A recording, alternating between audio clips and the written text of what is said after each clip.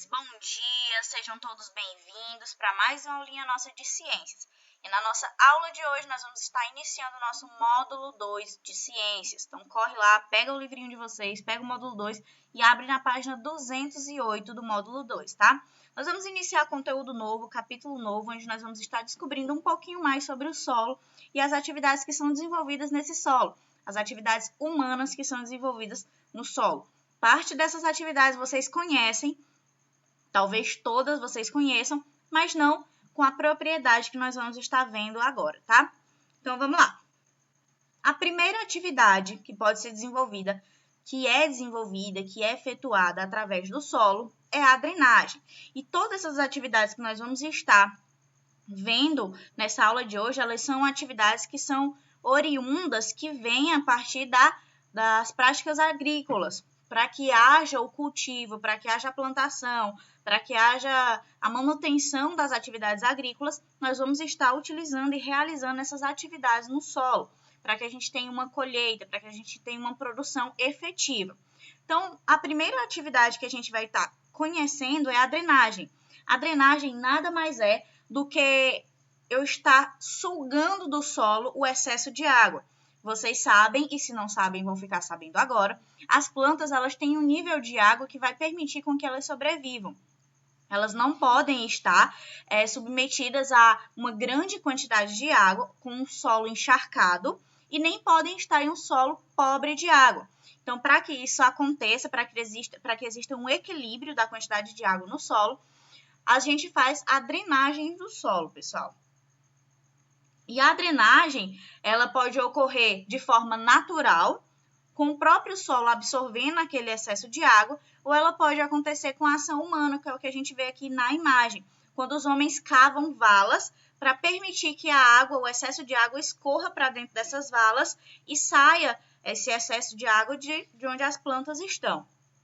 A próxima atividade que nós desenvolvemos, que é necessário desenvolver no solo para que as práticas agrícolas sejam melhoradas, é a aração. A aração nada mais é do que revolver, remoer, mexer na terra, soltar o solo, para que a gente tenha um solo mais soltinho, para a gente poder estar plantando, tá, pessoal? E a aração também vai ser muito importante. A aração ela é realizada desde os tempos antigos, só que antigamente ela era utilizada com o auxílio de animais, quando a gente tinha os bois, os cavalos, os animais com força, que arrastavam o material que podia revolver, que podia modificar, remodelar, soltar esse solo para depois estar trazendo as plantas para estar cultivando. Atualmente, a gente tem o uso de máquinas, a maquinaria, a tecnologia facilitou e muito o processo de plantação, porque as máquinas realizam o processo de aração em um tempo muito menor, com uma facilidade muito maior e sem a exploração dos animais também. E o fato de estar remexendo essa areia, remexendo esse solo, vai descompactar ele. Ele estava compactado, os grãos de areia, os grãos de solo estavam bem juntinhos um do outro. Agora, com essa remodelação, esses grãos vão ficar mais soltos, permitindo que a água infiltre mais no solo, permitindo que o ar também encontre espaço nesse solo, tá, pessoal? Por isso a aração também é muito importante nas práticas agrícolas. Outro processo fundamental e que vocês já conhecem é a adubação, que é, de forma simples de falar, o fato de enriquecer o solo com nutrientes necessários. No nosso dia a dia, naquela plantinha que a mamãe planta dentro de casa, a gente tem um adubo muito conhecido, que é o vindo de esterco, que são as fezes de alguns animais, que são ricas em alguns elementos que são fundamentais para o bom desenvolvimento do solo. Então, a gente tem alguns tipos de adubação.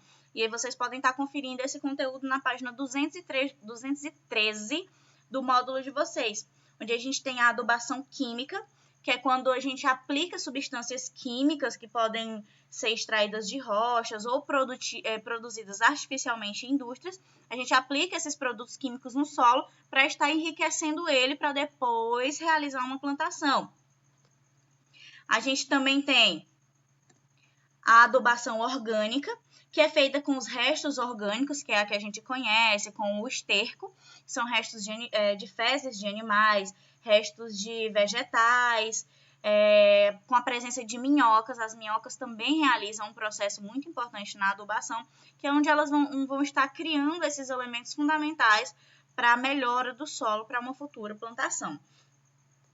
A gente tem também a adubação verde, que é quando a gente cultiva plantas leguminosas, no caso, junto a plantas principais. E aí a gente vai estar tendo uma troca de benefícios durante essa plantação. A gente vai estar conseguindo plantar 2 tipos de vegetação, sendo que um vai estar nutrindo o outro, tá? Então, é muito importante também e acaba facilitando o processo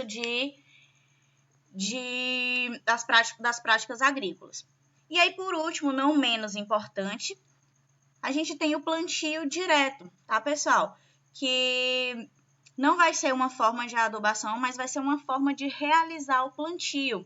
E aí vocês podem estar conferindo lá no quadrozinho, tem um quadro específico para o plantio direto, na página 214 do livro de vocês. É uma curiosidade muito interessante que vocês vão estar encontrando na página 214 para vocês estarem estudando.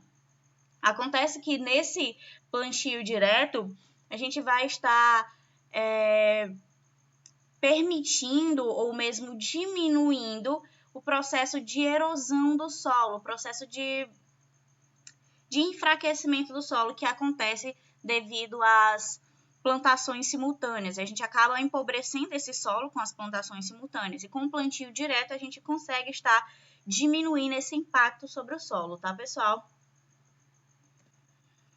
Outro elemento muito importante que é desenvolvido para que as práticas agrícolas sejam efetivadas, sejam melhoradas, é a irrigação. Que a irrigação nada mais é do que o fato de estar literalmente aguando, jogando água sobre as plantas. Claro que a gente sabe que é um elemento fundamental para o desenvolvimento das plantas, a água. E a gente também nós vamos ter vários tipos de irrigação. Nós vamos ter a irrigação por gotejamento, o material está disponível na página 215 do módulo de vocês, onde a gente vai ter a água que ela vai estar molhando o solo, mas através de gotas. Que essa irrigação ela é utilizada em plantios de algodão, muito utilizada em plantios de algodão. E aí, ao invés de a gente ter uma quantidade, um volume de água muito maior no solo, a gente vai ter uma quantidade menor. Pelo nome, a gente já compreende, irrigação por gotejamento. E a água ela vai ser aplicada diretamente nas raízes. Outro tipo de irrigação é a irrigação por aspersão, que vai ser nada mais nada menos do que o lançamento de jatos de água, um volume muito maior de água que vai estar sendo lançada sobre essas plantas que vão estar sendo cultivadas. E por último, nós temos a irrigação por inundação, que vai ser quando a gente vai estar literalmente utilizando faixas do solo, onde vão ter grandes quantidades de água e essa água vai estar se encarregando de estar alimentando as plantas com a água necessária. A irrigação por inundação, onde a gente necessita de uma quantidade maior de água, ela é muito utilizada na plantação de arroz também, tá, pessoal? Para praticar essa aulazinha de hoje, vocês vão responder as atividades da página 216 e 218 do módulo 2. Na verdade, 216 a 218, não é I, tá, pessoal? 216 a 218. Beijo para vocês, pessoal, e até a próxima aula.